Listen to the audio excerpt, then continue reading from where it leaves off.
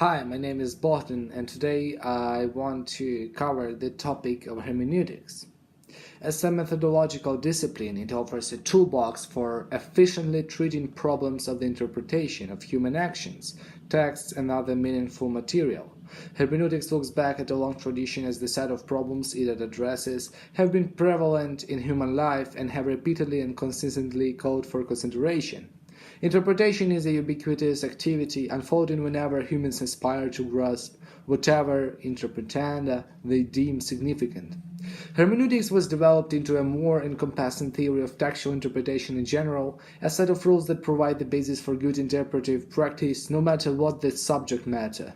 Inasmuch as hermeneutics is the method proper to the recovery of meaning, so William Dithley broadened hermeneutics still further, taking it as the methodology for the recovery of meaning that is essential to understanding within the human or historical sciences. For these writers, as for many others, the basic problem in hermeneutics was methodological: how to found the human sciences, how to found the science of interpretation in a way that would make them properly scientific.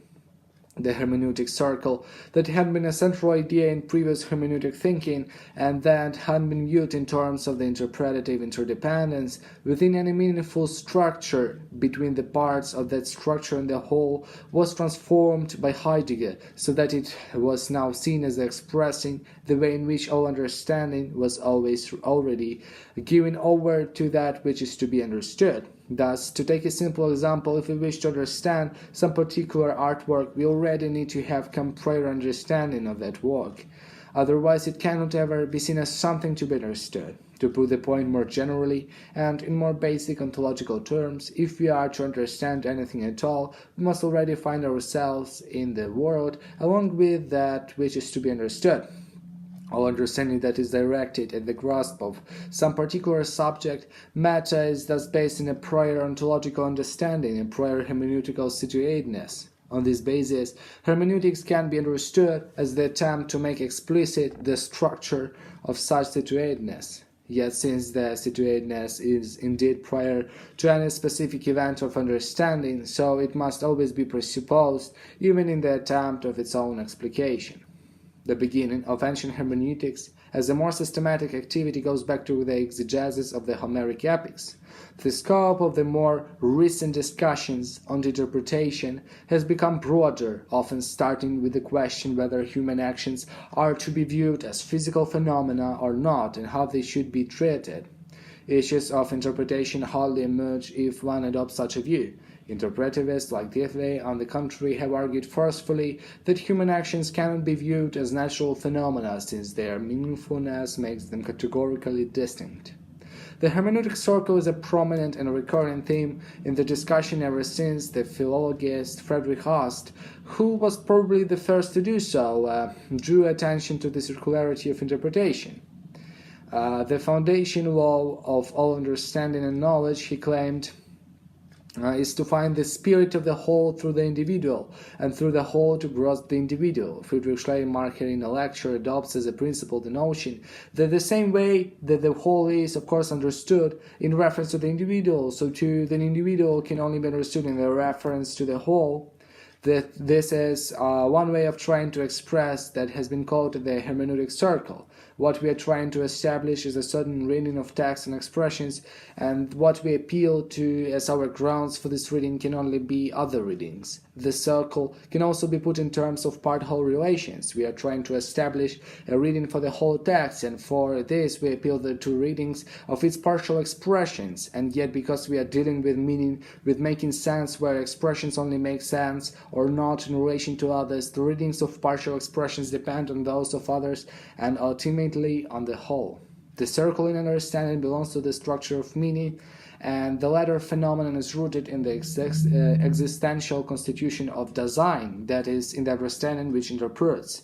An entity for which, as being in the world, its being is itself an issue, has ontologically a circular structure. Others view the hermeneutic circle as a logical or methodological problem. To begin with, it is clear that the hermeneutic circle is not a logical problem in a strict sense. It's neither concerned with circular argumentation, in a deduction arising from proving something by using the statement that one was supposed to prove, nor with a circular definition arising from the concept to be defined already having been used in the text.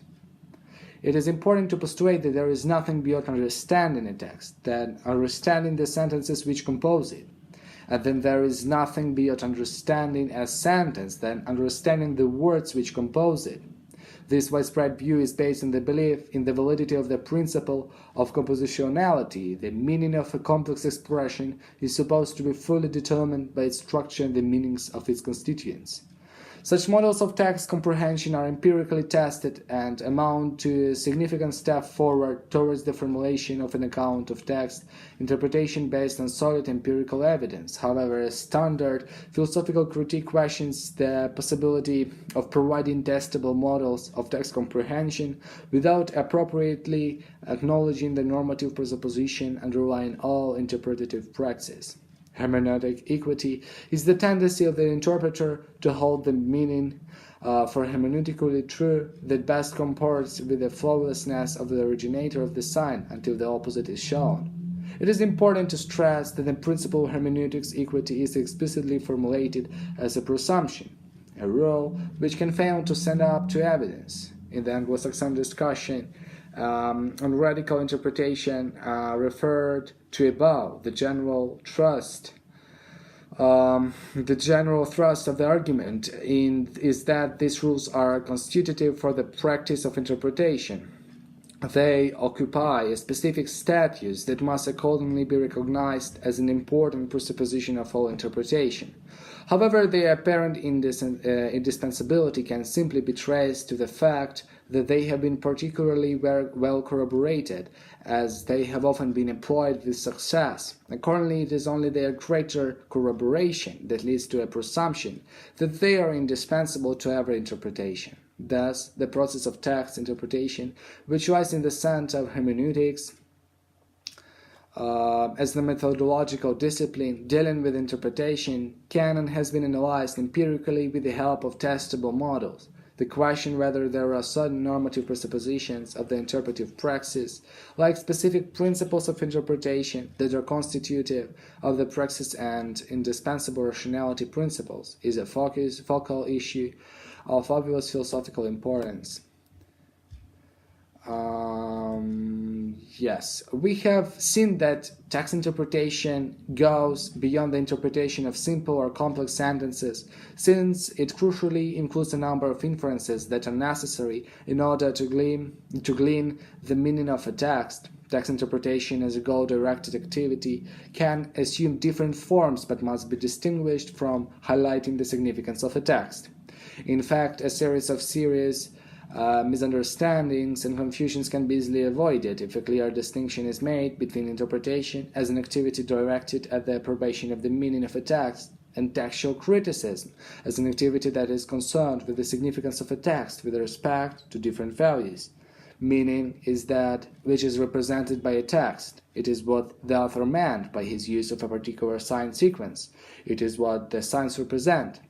Significance, on the other hand, names a relationship between that meaning and a person, or a conception, or a situation, or indeed anything imaginable. Significance always implies a relationship and one constant, unchangeable pole of that relationship is what the text means. Failure to consider this simple and essential distinction has been the source of enormous confusion in hermeneutic theory. The crucial point, then, is that any text has a vision in historical and cultural context, and that the context of a text is itself not simply textual, not something that can be played out solely and wholly in the textual domain. This the context of the texts that concern us constraints and limits the viable interpretation that these texts are able to bear. The process of deconstruction, of interpretively dissolving any and every text into a plurality of supposedly married equivalent construction, can and should be offset by the process of reconstruction, which calls for viewing texts within the larger context. Thank you very much. See you in the next videos. Goodbye.